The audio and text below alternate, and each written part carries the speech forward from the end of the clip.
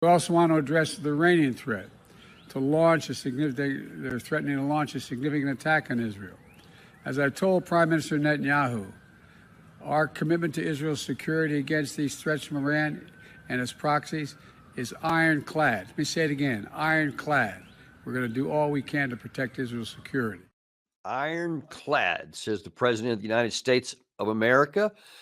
Almost, it certainly seems something close to whatever the Israeli president wants, or the Israeli prime minister, or the leadership. That's what they're going to get. It almost doesn't seem to matter too much about American national interest, or at least it hasn't so far. We're going to take a look at that today and find out, what does ironclad actually mean in terms of policy, because subsequent comments by the president indicate that there are some limits to it, thankfully, and we'll hopefully that there's going to be some more. But to try and break all this down, we have absolutely the best, greatest source we could possibly have, and that's Ambassador Chaz Freeman, whose credentials and credibility and track record are almost peerless in the Western world today, and we're privileged to have you on. Thanks for coming on today, Ambassador. Great to be here.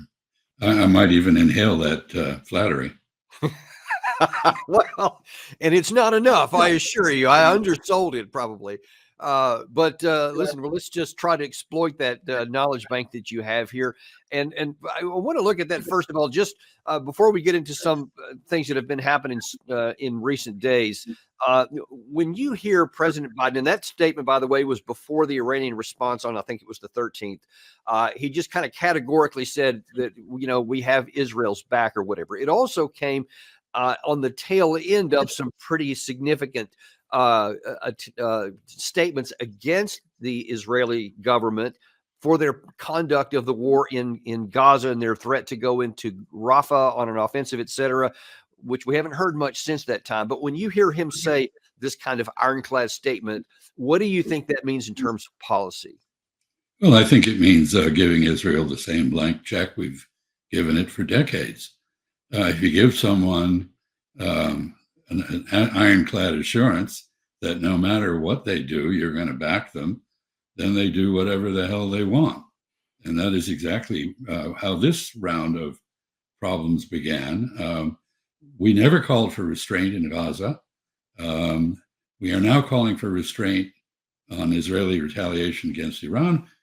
We did not condemn the Israeli assault on the Iranian embassy in Damascus.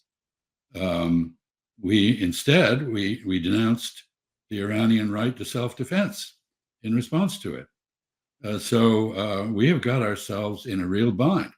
Mr. Biden requires domestic political campaign contributions to win re-election, which I doubt he is going to be able to do. But that imperative overrides any concern for international law and decent behavior abroad. The sanctity of embassies is something that's over 3,000 years old. It is in an international convention called the Vienna Convention on Diplomatic Relations. If an American embassy had done to it what the Iranians had done to theirs in Damascus, you can be damn sure the United States would pull out all the stops in retaliation. Now, the fact that Iran did not do that, Iran very carefully calibrated a response in order to ensure that the war did not widen. Once it did what it did, it said, that's enough, we're not doing any more. And now we're all on tenterhooks wondering whether Israel, having been given a blank check by Mr. Biden, will once again cash that check in the form of doing something that widens the war. After all, Mr. Netanyahu has spent the last 35 years trying to get the United States to attack Iran. That's why he attacked the embassy in Damascus. Yeah. It didn't work to the Biden administration. At least it hasn't so far. Not so far, Gary, because I want to address that issue there about the view from the U.S. About that Israeli attack on the Iranian embassy on April the 1st. Gary, if you could you pull up that statement we had from Rep. Scalise a couple of days ago?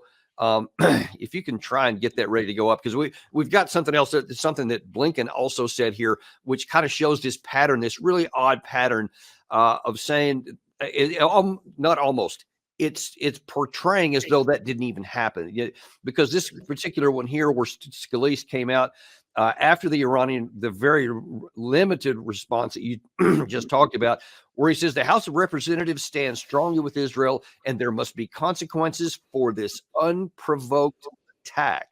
And for anybody who's not been paying a whole lot of attention, and frankly, that's a lot in the United States, they will read that and they probably think, oh, wow, here it is. Because we have always known that Iran was the bad guy, that they were always nefarious and they live in a tough neighborhood. And then you have Secretary of State Blinken saying this yesterday. As President Biden underscored to Prime Minister Netanyahu, the U.S. is committed to Israel's defense. And I think what this weekend demonstrated is that Israel did not have to and does not have to defend itself alone when it is the victim of an aggression, the victim of an attack. When it is the victim of an aggression and an attack, I have no words. Hopefully you have some. Well, Israel is always comfortable, never comfortable when it isn't the victim. And I have to say, we apparently consider everything that happens in the world unprovoked. Nobody ever bears any responsibility for it, except whoever carries out the thing that we object to. That attack on the embassy was an egregious violation of international law. And as I said, if it had happened to us, we would have done something far more than what Iran did. So now we are waiting to see what the bunch of crazy people in the Israeli cabinet come up with by way of a response. And Israelis I think, are seriously divided. The politicians, especially the gang of fascists in the cabinet, whose names you know, are all in favor of massive retaliation against Iran. But I think the military and intelligence people understand that what Iran just demonstrated with an attack modeled on the lessons of the war in Ukraine, three-tier, slow drones, followed by cruise missiles, followed by ballistic missiles, timed all to arrive together. What Iran just showed, Iran poked a finger at Israel. The next time it's going to be a fist. And they just showed that they can saturate Israel's defenses. They didn't have to provide 72 hours advance notice of what they were going to do. They very clearly wanted Israel to shoot down the drones and cruise missiles, and they aimed only at military targets. They did not aim at any civilian target. We don't know how much damage they did to the two air bases they hit, or the intelligence headquarters they hit, but they were very careful and precise.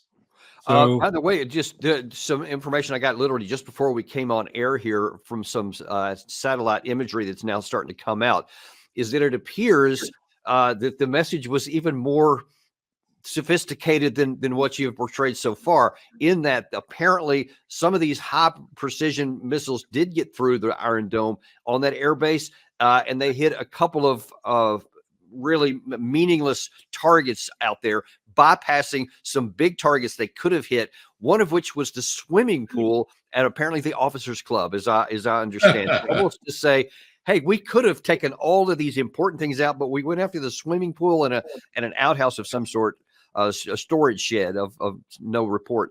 So it seems to me that they're saying we can hit what we want, but we have chosen not to kill anyone or hit anything of any substance so far.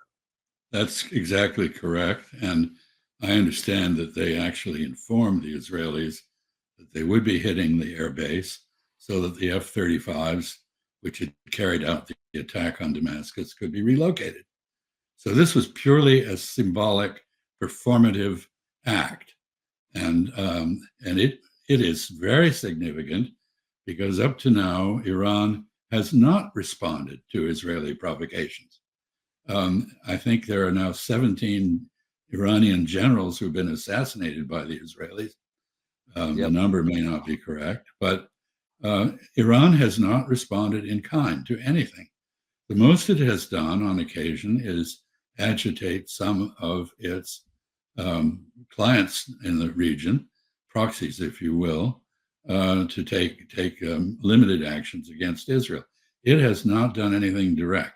Now the question is, there are two questions. One, if Israel does in fact retaliate against Iran, will Iran next time, instead of sending 300 drones and a handful of cruise missiles and a small number of ballistic missiles, send some of the 10,000 drones that it has and the others and use the more sophisticated weapons that it has? It basically did not use its most sophisticated weapons in this attack. And the second question is, if Israel continues to assassinate Iranian scientists, engineers, military officers, and political leaders, will Iran engage in counter-assassination? It has not done so. But I think now the question is, the gloves are off, and Israel brought this about.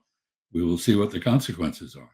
Well, there was some news out of Iran this morning where, and I forget the leader, I didn't write it down, unfortunately, said that if there's a subsequent attack from Israel, that the response would be 1,500 drones and missiles in response to your point exactly here.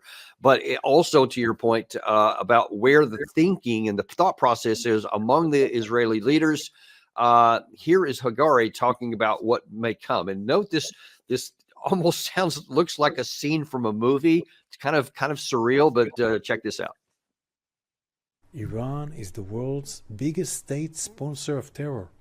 Its network of terror doesn't just threaten the people of Israel, Gaza, Lebanon, and Syria. The regime in Iran fuels the war in Ukraine and beyond. Iran will bear the consequences for choosing to escalate the situation any further. Israel is on high alert. We have increased our readiness to protect Israel from further Iranian aggression. We are also prepared to respond. The Israel Defense Forces prepared for all scenarios, and we will take the necessary steps, together with our allies, to protect the people of Israel. So now, especially I want to make a point here. Sure. In order to defend Israel against what was a purely symbolic assault intended to hurt nobody, Israel had to mobilize all its forces, go on alert, panic the population overnight, and draw on the full strength of the United States, the United Kingdom, and the intelligence support of Arab countries whose territory these drones were crossing. You think we can, if it is 1,500 missiles next time, you think we can do it again and it'll be effective? I don't think so. So let me make another point, and that is, this is clearly a case of the pot calling the kettle black. Israel rules by terror. It is terrorizing Gaza. It is terrorizing the Palestinian population in the occupied West Bank. It continuously attacks and terrorizes its neighbors, Syria, Lebanon, even Iraq in the past. Yeah. So this is just an empty statement. Finally, I would note that Iran has said it does not intend to carry on with this war. So the business of Israel saying it will respond to what? Is Iran going to do anything? They've made it very clear over the past years, and certainly over the almost 7 months of the atrocities in Gaza, that they don't want a wider war. They've done everything possible to restrain their clients from initiating attacks on Israel that would widen the war. Now, the one exception is Yemen, which has undertaken a blockade of the Red Sea against Israeli assets and those protecting them, namely our Navy and the British Navy. But the Houthis are very independent-minded people. They're not stooges. And they have done that for their own reasons having to do with Arab politics. So I think it's good that Israel's on alert, but it's, I think there's a fundamental issue here, which I have to raise as a military man. You may have a comment on this. I think it is a huge mistake to evaluate the use of weaponry in terms of the amount of destruction it wreaks. That weapons are tools to change men's minds. If they don't change men's minds, if the result is not reflected in changes in policy or behavior, then the destruction is for nothing. So we have a habit, because of our highly militarized foreign policy, of imagining that destroying, blowing up a building or something is, that's the end of the story. No, it is not.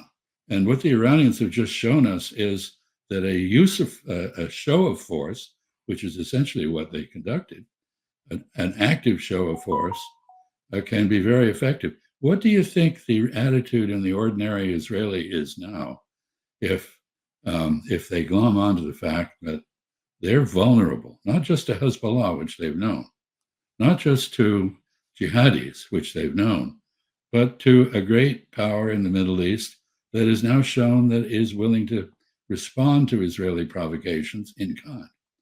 I think this is psychologically debilitating for Israel. And the fact that Mr. Biden says we have Israel's back with an ironclad guarantee is not much solace for Israelis. Yeah. We turned up when we had to. We did what we said we would. That's to our credit. But our capabilities are not infinite. And we've just been shown the limits, what is required to defend Israel against 1,500 missiles as opposed to 300 is beyond our capability. Well, and here actually is the Israeli chief of staff, the three-star general, who's putting out his own statement about how Israel should be calm. Iran's attack has created new opportunities for cooperation in the Middle East. We are closely assessing the situation. We remain at our highest level of readiness. Iran will face the consequences for its actions. We will choose our response accordingly. The IDF remains ready to counter any threat from Iran and its terror proxies as we continue our mission to defend the State of Israel. Now let me ask you what your thoughts are on this, because it appeared to me that Netanyahu ordered the striking of the Iranian embassy because he expected them to respond the way we would, or that they would probably if the same thing happened, something that would be big, so that then he could launch a strike into Iran and have the cover from doing that. And since Iran didn't play ball and didn't do their part to help him out, now that all of a sudden it's a lot harder, and you had President Biden come out and say, we will not participate in any offensive action over there. So now it seems like that they're stuck. The general here was talking about what they would do, and he was a much tamer than what the response was talked about before. What do you think the decision-making process is within Israel right now between those two camps you mentioned earlier, and what do you expect they may do instead? Well, I mentioned that Mr. Biden has a dilemma. He needs domestic political contributions that are dependent on his support for Israel.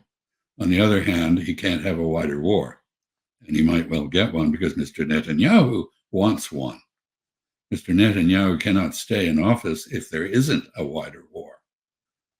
He is on his last legs politically. I thought that the General Halevi's statement was in fact a reassurance, a necessary counter to the psychological impact on Israelis that I mentioned. This was a very tense weekend. He didn't issue any direct threats. He was very coy about how Israel would respond. I felt it was a measured statement, and I think it reflects awareness on his part and other intelligent Israeli military people that they're now in a different ball game than the one they were. They had a free hand to do whatever they wanted in the Middle East, and they did it. And finally, their string is run out, and they are now faced with the prospect of retaliation, not just by Iran, but by Iran's clients like Hezbollah. Israel has to be cautious in a way that it never was in the past. And I heard that in the general statement. I think that's actually very realistic on his part. And I suspect that Mossad and Shin Bet understand the stakes very well. So, what do you think is going to happen now? Because Yoav Gallant came out shortly after all this happened and said, "Well, even after Biden had said that, he said, well, we're still going to do something. We're going to." He kind of was again kind of coy about what it was, but that there was going to be something. Can Netanyahu afford to do nothing? No, I don't think he can. I think he has to do something.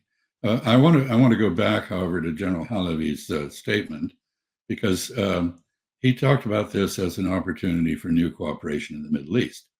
One of the things that is happening in our media spin, if you will, is this business of cooperation with Saudi Arabia, Jordan, and others in the defense of Israel. I think we need to understand what the Saudis and others did was pass intelligence. What they also did was condemn the Israeli assault on the Iranian embassy. They did not condemn the Iranian assault on Israel. So I think this is this business of, well, we can ignore the Palestinian problem, keep going with the massacres in Gaza, and it won't have any consequence for our general foreign policy. One thing that has happened is that attention has temporarily been taken off Gaza. And while it's been taken off Gaza, the Israelis are shooting anybody who tries to get back into northern Gaza. And they are still holding up aid at the border, slow rolling the trucks. So while the world's attention is on this crisis, which Israel caused with its attack on the embassy, they're continuing to do nasty stuff, genocide, if you will, in Gaza. And the other angle here mentioned by by Agari was the connection to Ukraine. Ukraine is beside itself. The U.S. just came to Israel's help in a way that it's refused to do for Ukraine. We've got now Mr. Johnson, the Speaker of the House, moving various bills through the Congress separately, but maybe all to be combined when they go to the Senate. We don't know whether Ukraine's going to get aid. If it does, it's probably too late at this point. I suspect that the usual forces will ensure that Israel gets a lot of money, even though a great part of the public now is against that.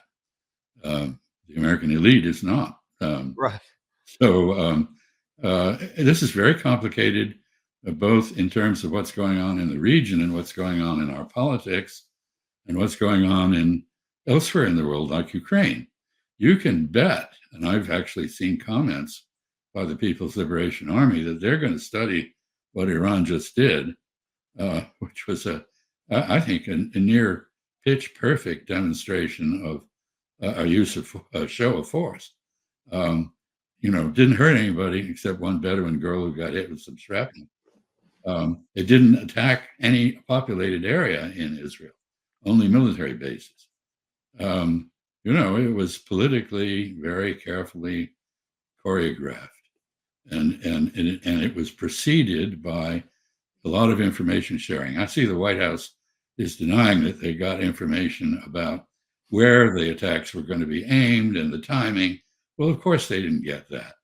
I mean, the Iranians gave everybody 72 hours they're going to do something, but they didn't say precisely what they would do, any more than we would if we were mounting an attack on someone.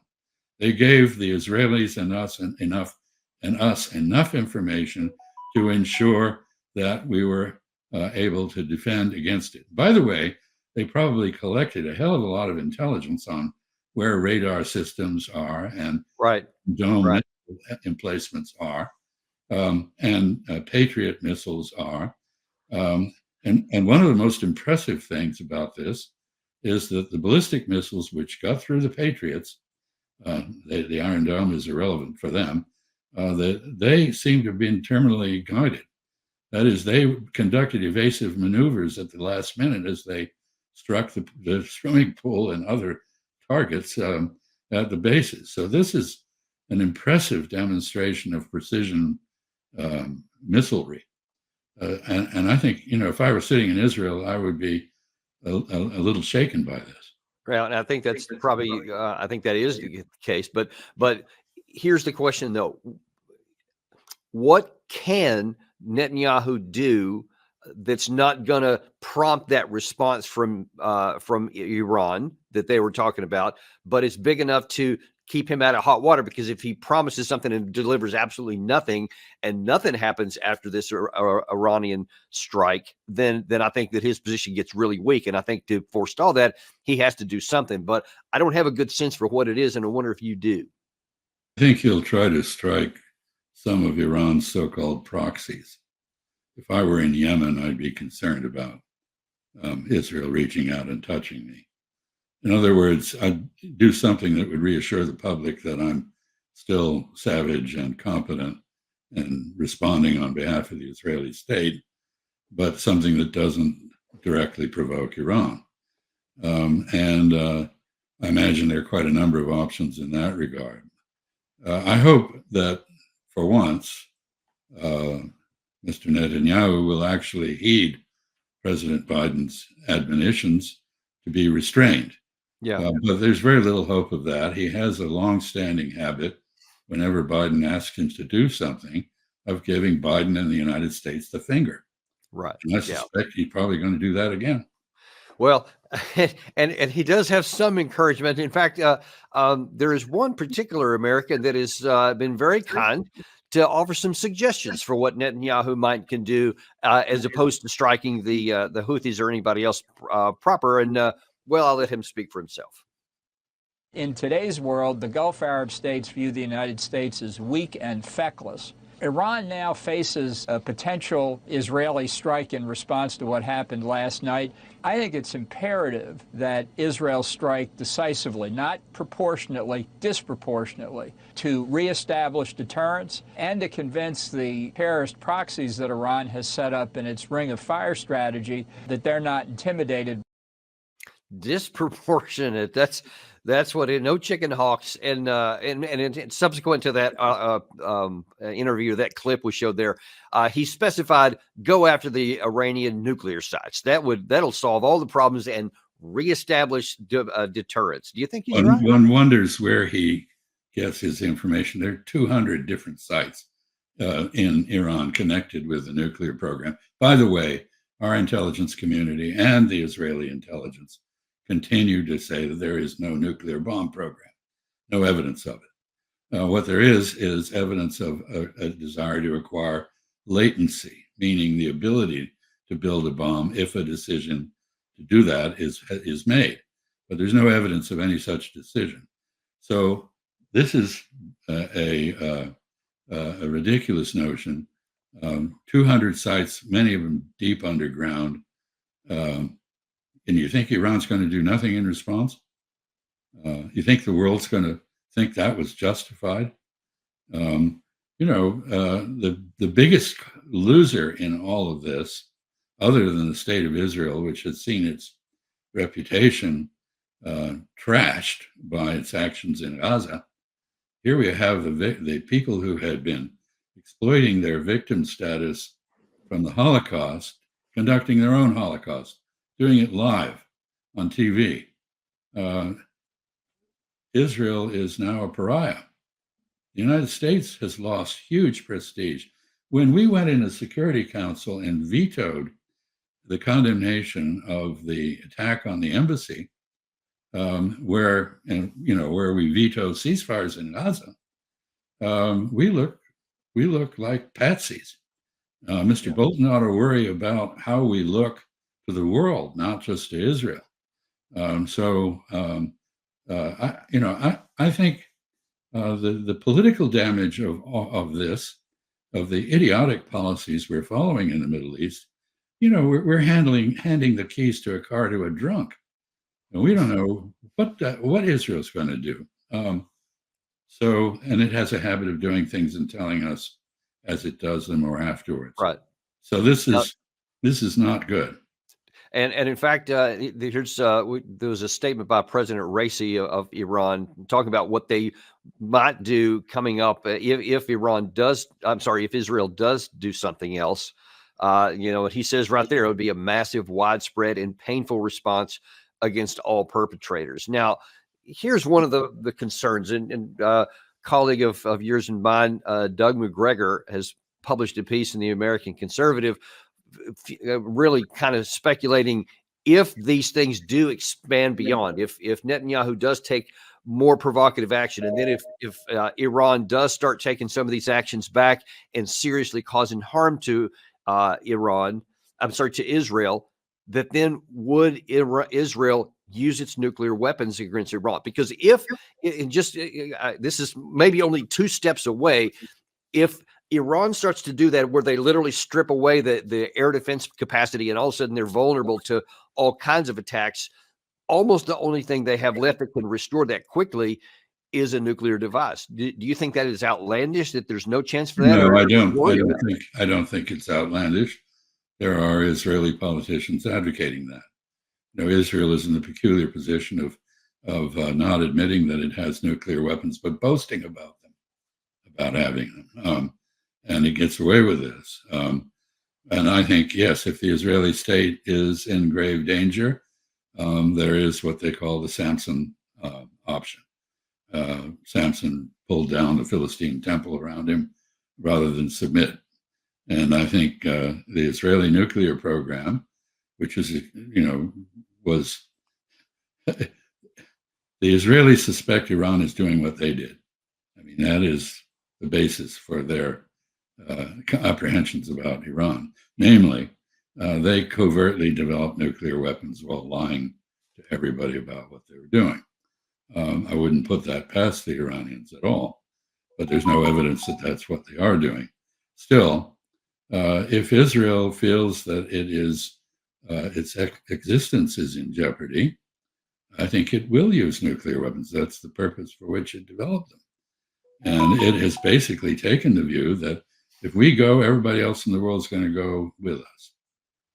All you goyim, all you non-Jews, you're going to get it because you're all anti-Semites now to get us, and so it's entirely appropriate to do that. So there is that mentality there, and it is dangerous. But then the question comes, why have we tolerated that?